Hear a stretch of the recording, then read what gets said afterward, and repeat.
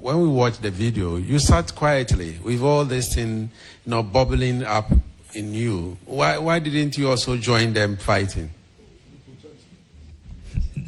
No, it's not in my nature. I certainly was not going to join in any fight.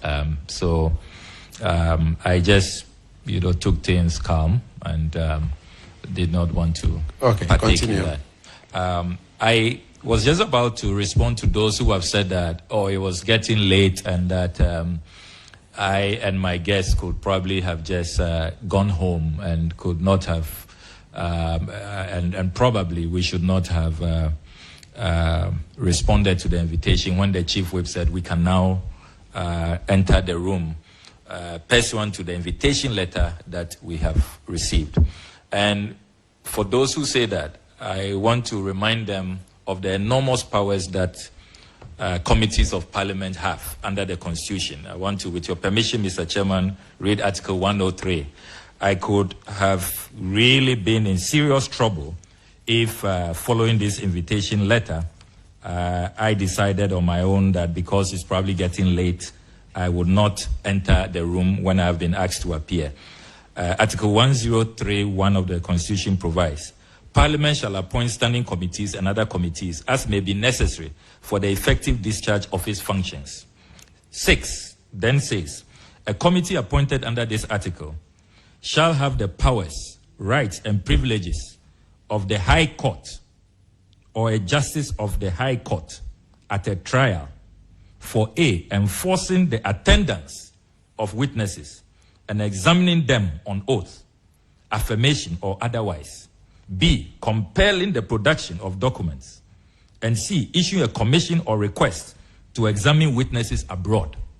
So under Article 103 of the Constitution, when a parliamentary committee invites you, it is not a joke. You cannot on your own volition say that you will not attend. They have powers of the High Court. And the Constitution is very clear. There are grave consequences if you do not appear. And Mr. Chairman, our standing orders also, under Standing Order 212, with your permission, Standing Order 212 also provides, quote, a committee shall have powers, rights, and privileges of the court or a justice of the High Court at a trial to A, enforce the attendance of witnesses and examining them on oath, affirmation, or otherwise. So, Mr. Chairman, I respectfully submit that I will have been in very serious trouble if I did not honor the invitation pursuant to Article 1036 and Standing Order 212 of the Standing Orders of Parliament.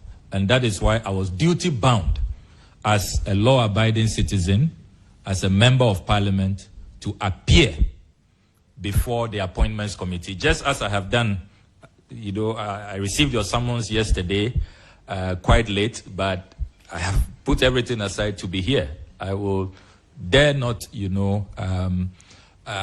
disobey the summons, and I will show up because I know the consequences of not appearing when a committee of Parliament has invited you.